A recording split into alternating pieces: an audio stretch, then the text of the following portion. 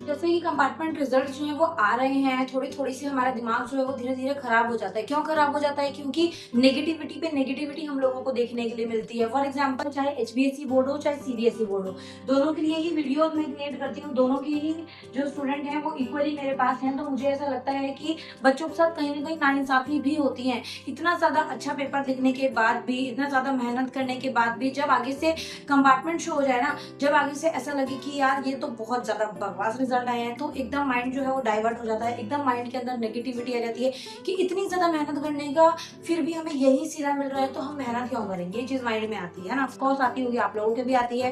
तो कंपार्टमेंट जो 2024 है, उसके अंदर चाहे देखें या फिर उससे पिछले वाले अटेम्प्ट्स में देखें, बहुत सारी चीज़ें, बहुत सारी खामियां जो है वो देखने के लिए मिली। फॉर एग्जाम्पल एक बच्चा जो है वो पेपर दे रहा है 2023 के अंदर, और जो मार्च अप्रैल के अंदर उसने पेपर दिए, पूरा का पूरा फ्यूचर जो है वो उसका इफेक्ट हो जाता है अगर रिजल्ट बेकार आ जाता है। और रिजल्ट बेकार किसकी वजह से आता है? बोर्ड की गलतियों की वजह से आता है, बोर्ड की चेकिंग मिस्टेक्स की वजह से आता है। वरना ऐसा कभी नहीं होता कि एक बच्चा 50 प्लस 60 प्लस का पेपर कर कर आए एंड उसको जो है मार्क्स में 20 23 24 10 8 7 मार्क्स मिल रहे हो। नहीं होता ना, कभी ऐसा नहीं हो सकता कि अगर आप इतना अच्छा पेपर करके आए तो आपका इतना ज्यादा एवरेज से भी बिलो मार्क्स आए। तो कई बच्चों के साथ ऐसा हुआ है, आपके भी नोन में कई बच्चों के साथ ऐसा हुआ होगा, आपके साथ भी हुआ होगा। अगर हुआ है तो मुझे बताना। सीबीएसई बोर्ड के स्टूडेंट हो या एचबीएसई बोर्ड के स्टूडेंट हो, अगर एक स्टूडेंट है उसने 2023 में जो है यहाँ पर भी एग्जाम दिया, यहाँ पर भी एग्जाम दिया, ठीक है, ये स्टूडेंट ए है, ये स्टूडेंट बी है, दोनों के साथ जो है वो सेम ही सिचुएशन हो रही है, मतलब 70% से ज्यादा स्टूडेंट्स जो है वो कंपार्टमेंट के रिजल्ट्स में फेल आ रहे हैं।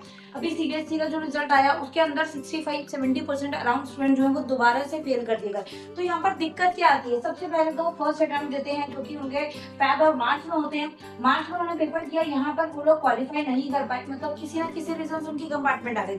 उसके बाद नेक्स्ट चांस जो है उन लोगों को जो है जुलाई के अंदर में ट्राई, जुलाई में पेपर दिया।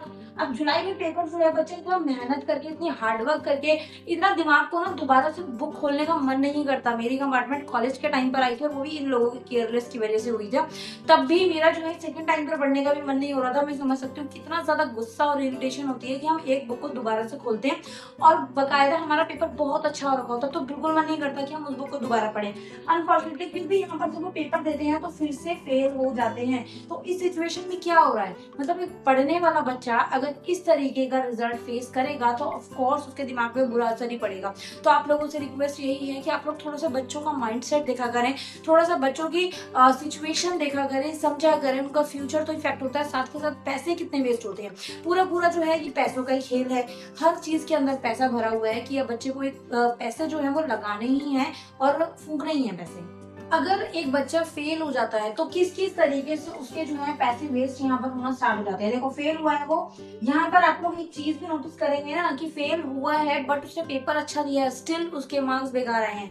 तो सबसे पहली चीज तो रीचेकिंग, रिवैल्यूएशन में पैसे वेस्ट करो, ठीक है। अब ये भी बहुत प्रोसेस बहुत बेकार है। अगर एचपीएससी में अगर आप फॉर्म भरते हैं तो 1-2 महीने तक, 3 महीने तक, 4 महीने तक कुछ पता नहीं है, कुछ गारंटी नहीं है आपका रिजल्ट कब आए। आपका नेक्स्ट सेशन भी स्टार्ट हो जाता है, कई बार उन बच्चों का रिजल्ट भी नहीं आता एंड वे वेट करते रहते हैं कि रिजल्ट आए तो हम नेक्स्ट सेशन स्टार्ट करें, नेक्स्ट में एडमिशन लें। और अगर सीबीएसई की बात करूँ, सीबीएसई के अंदर प्रोसेस और ज्यादा बेकार है। वहां पर आप लोगों को 3 स्टेप्स के अंदर सारी चीजें करनी होती है, मतलब पेपर चेक के अंदर, वेरिफिकेशन के अंदर, वैल्यूएशन के अंदर। तो आपको तीनों स्टेप साथ साथ लेकर चलने होते हैं, फोटोकॉपी वगैरह। अगर आप एक भी स्टेप से रुक जाते हैं ना तो वहां पर तीनों स्टेप जीरो हो जाते हैं, आपके पैसे पूरे पूरे वेस्ट। तो पूरी की पूरी जो है पैसों की ऊपर बात है, ठीक है। उसके बाद रीचेकिंग, रिवॉल्यूशन से अगर बच्चा नहीं भी कर रहा तो कैसे न कैसे करके वो कंपार्टमेंट की फीस अरेंज करते हैं। अच्छा पेपर हुआ टिल कंपार्टमेंट की फीस अरेंज करते हैं, कंपार्टमेंट का पेपर दोबारा देते हैं, फिर से उनको फेल कर दिया जाता है। अभी सीबीएसई के अंदर 70% से ज्यादा स्टूडेंट जो है वो जुलाई वाले एग्जाम के अंदर दोबारा से फेल कर दिए गए।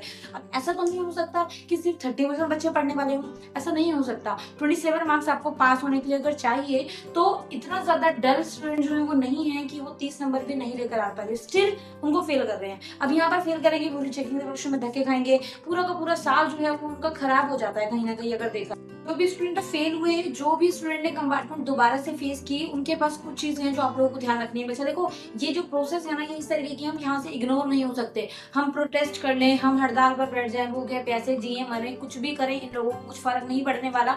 तो आप लोगों को अपना फ्यूचर इनके चक्कर में खराब नहीं करना, ठीक है।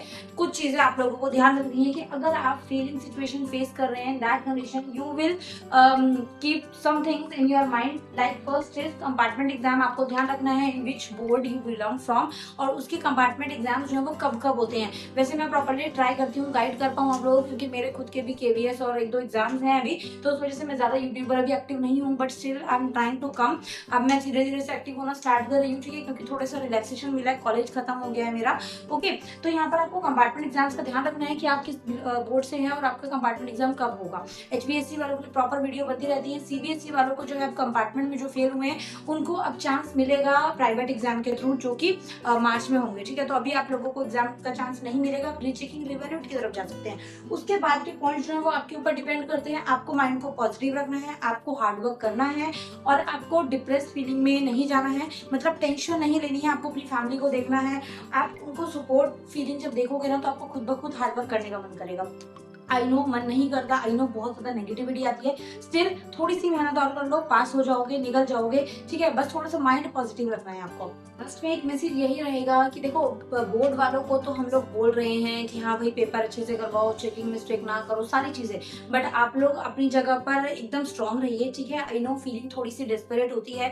ओलंपिक में 2024 में आपने देखा कैसे कैसे चीजें हम लोगों को देखने के लिए मिली, काफी सारी चीजें हमें वहां से ना सीखने के लिए मिली। विनेश फोगाट का आपने एग्जाम्पल देखा, 100 ग्राम जो वेट है उसकी वजह से सिर्फ उसको बाहर कर दिया गया। नीरज चोपड़ा जो है वो इंजरी उनको जो है शोल्डर में थी, नी में थी, एंकल में थी, उस वजह से उनके ट्रीटमेंट चल रहे थे, तो वो थोड़ा सा चूक गए अपने, और फॉल वगैरह उनके ज्यादा हुए हैं ना, फिर भी मैच जो है बहुत शानदार रहा।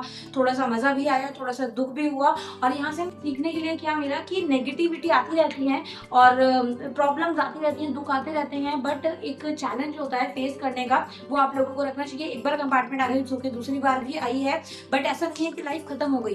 बट स्टडी जो है ना बच्चा सिर्फ 12th तक ही मोटिव मतलब होता है कि 12th तक परसेंटेज देखो, उसके बाद कोई आपके परसेंटेज नहीं देखेगा, कोई आपके मार्क्स नहीं देखेगा, only they will see your ability, your capability and your qualities, your communication skills. यही सारी चीजें आपकी नोटिस की जाएंगी इन फ्यूचर, ठीक है। परसेंटेज सिर्फ इंटरव्यू में देखी जाती है, वो भी जस्ट 1 सेकंड लगता है एग्जामिनर को देखने के लिए, इंटरव्यूअर को देखने के लिए कितने मार्क्स आए थे, बस।